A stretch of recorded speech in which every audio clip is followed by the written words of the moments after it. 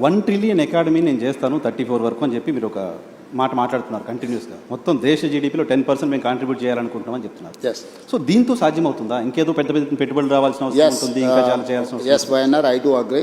నేను ఇంతకు నీకు ప్రారంభంలోనే చెప్పిన, ఒక శాఖకు సంబంధించో ఒక చిన్న ఏరియాకి సంబంధించో మనం డిజైన్ చేస్తున్నాం. కార్పొరేట్ కంపెనీస్ కూడా వాళ్ళు కూడా వాళ్ళ ఫైనాన్షియల్ ఎట్లా ఉండాలి, ఫ్యూచర్ ఎక్స్పాన్షన్ ఎట్లా ఉండాలి, దాని రిసోర్సెస్ ఎట్లా ఉండాలా, దాన్ని మినిమం ఎక్స్పెండిచర్ మ్యాక్సిమం ప్రాఫిట్ ఎట్లా ఉండాలి, ఎట్లయితే ప్రణాళిక చేస్తారో రాష్ట్రాలకు కూడా ప్రణాళిక ఉండాలి. నేను ఓపెనింగ్ రిమార్క్స్లో చెప్పిన, ప్రజలు ఉంటారు, పార్టీలు ఉంటాయి, ప్రభుత్వాలు మారుతూ ఉంటాయి.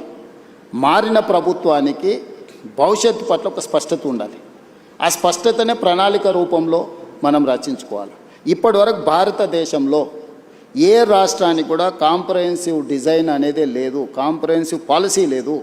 అందుకే నేను తెలంగాణ రాష్ట్ర ముఖ్యమంత్రిగా బాధ్యతలు చేపట్టిన తర్వాత నా 17 years అపోజిషన్ ఎక్స్పీరియన్స్, నేను జడ్పీటీసీ ప్రతిపక్షంలోనే, ఎమ్మెల్సీ ప్రతిపక్షమే, ఎమ్మెల్యే ప్రతిపక్షమే, ఎంపీ ప్రతిపక్షం.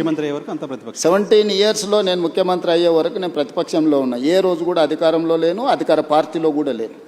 కానీ 17 సంవత్సరాల సుదీర్ఘ నా ప్రతిపక్షంలో ఉన్న నాకున్న అనుభవం, సమస్యలు చూసిన కోణం, సమస్యల్ని ప్రత్యక్షంగా ఏ విధంగా పరిష్కరించవచ్చు ఉన్న ఆలోచనతోని తెలంగాణ కోసం ఒక పాలసీ డాక్యుమెంట్ని తయారు చేసి, ఆ పాలసీ డాక్యుమెంట్ పేరే తెలంగాణ రైజింగ్ 2047.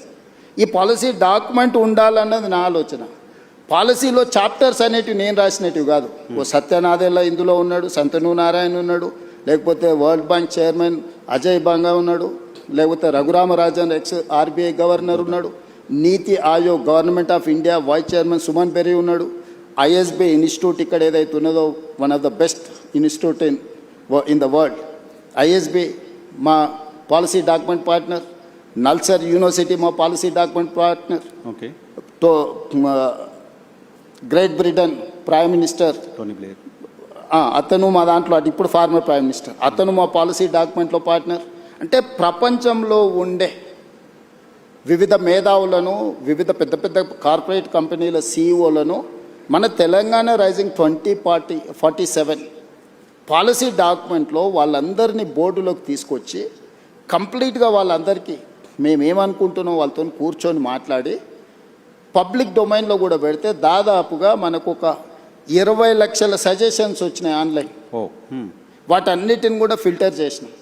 అందులో ఉండే ఎస్సెన్స్ అంతా వాళ్ళు ఇచ్చిన సూచనలు, సలహాలు, అది విద్యార్థులకు కావచ్చు, లేకపోతే నిరుద్యోగుల కోసం కావచ్చు, లేకపోతే ఉమెన్ కోసం కావచ్చు, లేకపోతే ఐటీ పాలసీ కావచ్చు, ఇండస్ట్రియల్ పాలసీ కావచ్చు, లేకపోతే ఏఐ కావచ్చు, ఇట్లా చెప్పుకుంటూ వెళ్తే ప్రతి వర్టికల్ మీద ఆల్మోస్ట్ 8 months కంటిన్యూస్గా చీఫ్ సెక్రటరీ నుంచి ప్రతి ఆఫీసర్ని ఇందులో పెట్టి, ఒక గ్రూప్ ఆఫ్ ఆఫీసర్స్ని పెట్టి, గ్రూప్ ఆఫ్ మినిస్టర్స్ని పెట్టి కన్సెన్సస్ బిల్డ్ చేసి ప్రపంచ దేశంలో ఉన్న ప్రతి ఒక్కరిని మన పాలసీ డాక్యుమెంట్లో ఇంక్లూడ్ చేసి ఇక్కడ ఉన్న నైసర్గిక స్వరూపాన్ని వివరించి, ఇప్పుడు కాశ్మీర్లో ప్లాన్ చేసుకుంటే కాశ్మీర్కు తగ్గట్టు చేసుకోవాలి.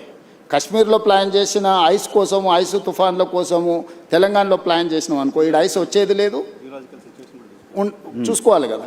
సో తెలంగాణలో ఉండే సహజ ప్రకృతి వనరులు ఏమున్నాయి, ఇక్కడ టాలెంట్ ఏముంది, ఇక్కడ ప్రజలు ఏం కోరుకుంటుంది, ఏ ప్రజల్ని ఇందులో భాగస్వాములు చేస్తే ప్రయోజనం ఉంటుందో అట్లా తయారు చేసి ఒక గ్లోబల్ సమ్మిట్ డిసెంబర్, తెలుసు 2025 డిసెంబర్లో గ్లోబల్ సమ్మిట్ని 108 దేశాల నుంచి కార్పొరేట్ కంపెనీలను, ఫార్చ్యూన్ 500 కంపెనీలను ఆహ్వానించి ఆల్మోస్ట్ ప్రపంచంలో ఉండే ప్రతి పెద్ద సంస్థకు సంబంధించిన ప్రతినిధులను పిలిచి 3 రోజులు గ్లోబల్ సమ్మిట్ నిర్వహించి పాలసీ డాక్యుమెంట్ని తెలంగాణకు డెడికేట్ చేసిన.